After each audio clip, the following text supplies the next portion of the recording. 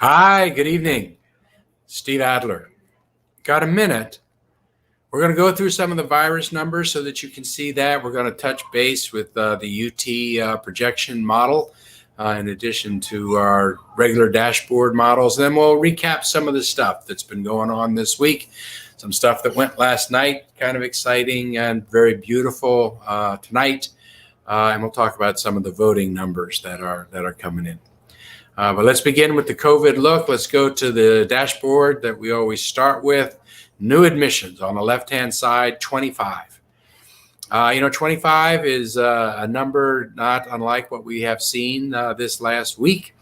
It's higher than the 7-day moving average, which is at 18. Remember, we were getting to 12. We were trying to get below 10 because 10 takes us from the yellow zone down to the blue zone. 18 for a 7-day running average is down a little bit. We got up to like 22, I think, 23 in that range. So we've kind of reached this new plateau at that place. And it's uncertain as to which way we're going to go. And it's because of that uncertainty that Judge Biscoe obviously decided not to open up bars. Most of the bars are already open because the governor changed the policy, and now bars can qualify as restaurants if they serve food, even if it's not more than half their income. So the governor's already opened that door, and a lot of bars are already open, and that work then is incorporated into these numbers. 81 new cases. If you look on the right-hand side, the 7-day moving average is 88, so we're really close to what the 7-day moving average is. Again, kind of plateauing where we are. The green numbers in the center are the 7-day moving averages for hospitals, ICUs, and ventilators. Let's go on over to the next dashboard where you can see that the 7-day moving average is pretty much on top of our census tonight, which again indicates kind of a leveling effect. 112 in our hospitals tonight, 7-day moving average 114. ICUs, 41 in the ICUs tonight, which is our 7-day average. Ventilators, 20 people on ventilators, 19 is the 7-day moving average. So you can see how that's kind of flat. We've gone over 32,000 cases in our city. El Paso is looking at like 1,600 new cases in one day, just a day or two ago. So many cases in El Paso right now that they don't have hospital space for them, so they're flying some of their patients to other cities. We just took in 3 people from El Paso here in Austin. We took them in today, doing what we can to help out our sister city and to do what we would expect others to do for us. The concern is that, Houston and Dallas's numbers are going up right now. If history would say that when their numbers go up, we're not too far behind. Doesn't have to be that way if we're pretty vigilant. But if Houston, Dallas, San Antonio, and Austin all hit that in the same place, we're not going to be able to send our people somewhere else, which is why we have to really take care of ourselves. Number of people that passed away, you can see 451. That's up by 2 over the 449. That's a lot of people in our city. 2 more families today morning. Austin Public Health last night lit candles and laid them out at the Long Center. You can see the candles there. 450 candles, one for each of the folks here in Austin that have passed away. It's kind of both beautiful and somber at the same time. We're in this place that's kind of uncertain which way we're going to go. You can see that by looking at the UT modeling. Janine, let's go ahead and pull up the UT modeling so that people can see that. The UT modeling gives us an R factor. If it's 1 or above, the virus is going to be growing. If it's below 1, it's being handled. We saw a number that went up to like 1.5 before, and the green line, the projection line all the way to the right, was beginning to dangerously point up. You can see it's now leveled off. Our R number in the upper left-hand corner is just over 1 at 1.08. Still a 65% chance the pandemic is growing in our city. but the number of infections is just 3% more than it was 4 days ago. So you see that green line off to the right, trending up just a little bit. But, we're just at this awkward place where, 4 or 5 days ago, the number was angling up high. A couple weeks before that, it was angling down, and that's what we're trying to get back to. On Wednesday, we talked about some of the ways to celebrate Halloween. It's tomorrow, so this will be the last time I'll talk to you about Halloween. I would remind you that Austin Public Health is saying, hey, pick some low-risk ways to celebrate Halloween. Decorate your home with your kids. Hold a virtual Halloween gathering. You can still do a costume contest. Let your kids look at other kids' costumes and let them see their costume. You can do all that virtually. You can put candy out in the backyard like a Easter egg hunt. You can get a piñata. A great thing to do for kids, and it's a lot of fun. Also something you can do. That's the kind of stuff that they're recommending. Tonight, to kind of a community getting together to recognize that we're going to do better than other communities that get to this place and then lose their vigilance and their numbers start going up. We're not going to let that happen here in Austin so long as we all hold together.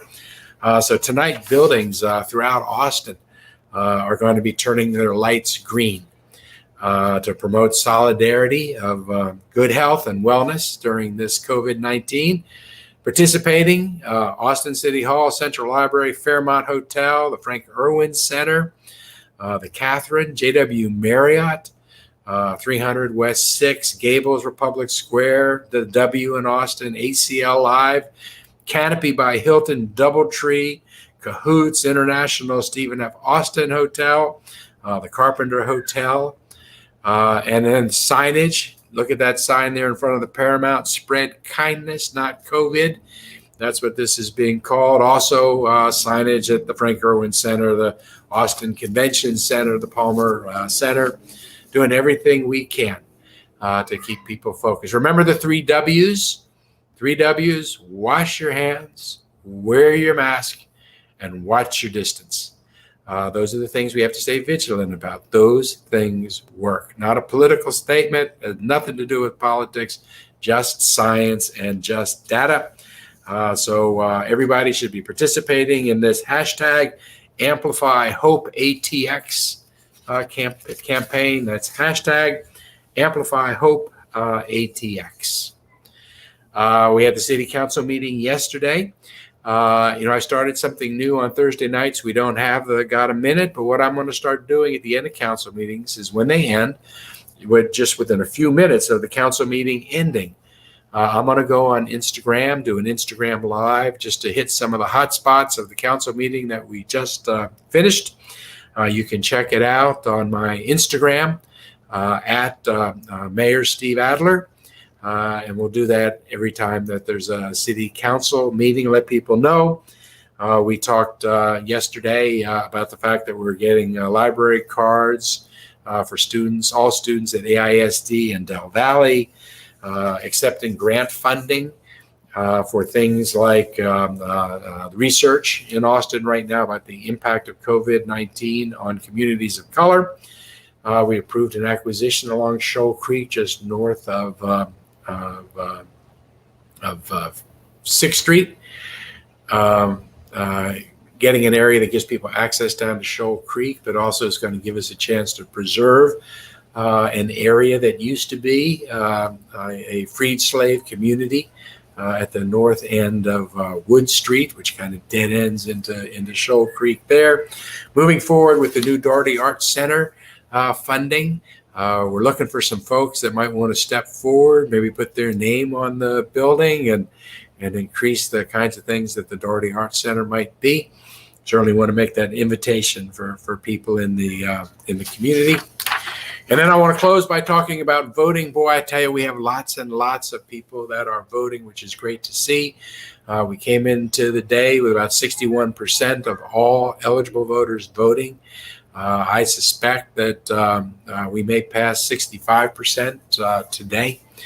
We're gonna make some records here, I think, in this city, which is exciting. An important election: president, United States senator, Texas House of Representatives, to see whether or not the Democrats can flip the Texas House so that there's both a Republican and a Democratic House, which I think would be a better way to go, a little restraint. But work your way all the way down the ballots, get to propositions A and B, things that I think are real important for the community. I hope you support those. Really widespread support. Proposition A, business as well as social organizations in the city, pretty broad. The only people against it, I think, are the folks that were the same ones that stopped this Proposition A 20 years ago. I wish we had completed it back then. We'd all be enjoying it for the last 10 or 15 years, and it'd be a lot cheaper. This is what we need to do to help with traffic. We need to help with climate change and with equity. Please go ahead and vote. As an aside, I want to thank the media for fact-checking some of the stuff that we hear. When you get into an election campaign, people start saying the strangest things in order to be able to convince you to vote their way. But truth actually matters. We had our lieutenant governor and governor in Houston yesterday, maybe it might have been the day before, suggesting that Austin, I think the lieutenant governor said, was the most dangerous city in the country.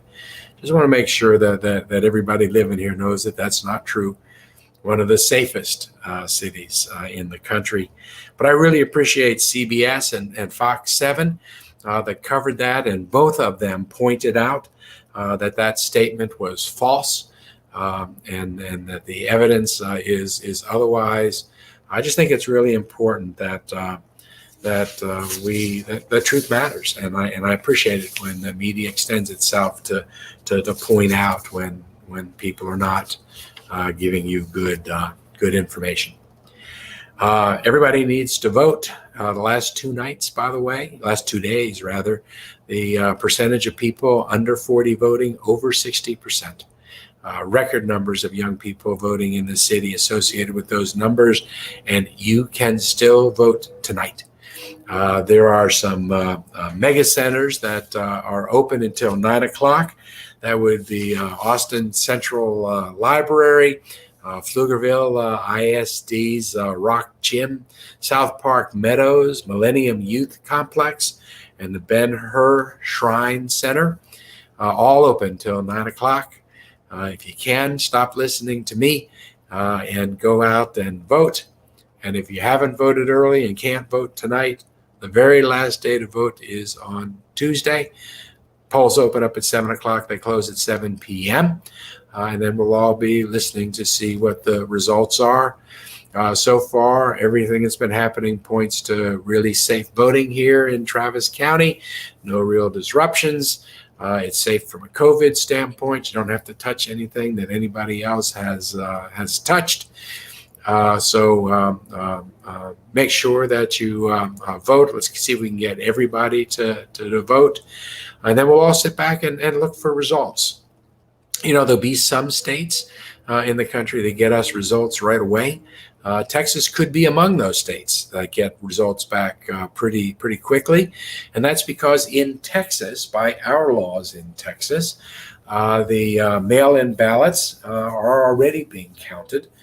The numbers obviously incredibly closely guarded and not released. No one really knows, except I don't know. I don't even know who does know. But it's kept secret. But they can start counting them ahead of time. In some states, they can't start counting those ballots until the day of or when polls close on Tuesday, which means that they're looking at a million more ballots, mail ballots that have to be counted. That takes time. In Austin, the early vote, the voting that's going on right now, they can start counting the morning of the election. Again, it's kept secret. I don't even know who knows those numbers. They're not released until after 7 o'clock, but at least they're counting them. So that all that has to be counted on election night then are the votes that were cast during the course of the day. And based on how many people are voting, it could be that only 10-15% of the votes that are cast are going to be cast on the last day of voting. So Texas should have its vote out, I think, pretty quickly. Other states, it's going to take longer. You know, by our laws and constitution, states are given up to a month to count and tabulate and canvass the voting, because our lawmakers knew that in some situations it would take time. So it'd be great if we knew the results of the election on Tuesday. We might not. If we don't, then we'll know it shortly thereafter. Everybody just needs to be patient, let the systems and process work, make sure that everybody who casts a vote actually gets their vote counted, and then we'll all know the result. Vote tonight if you haven't already voted. Have a good weekend. Please be safe on Halloween, and I'll talk to you on Monday, the night before the last chance to vote. You all take care and be safe.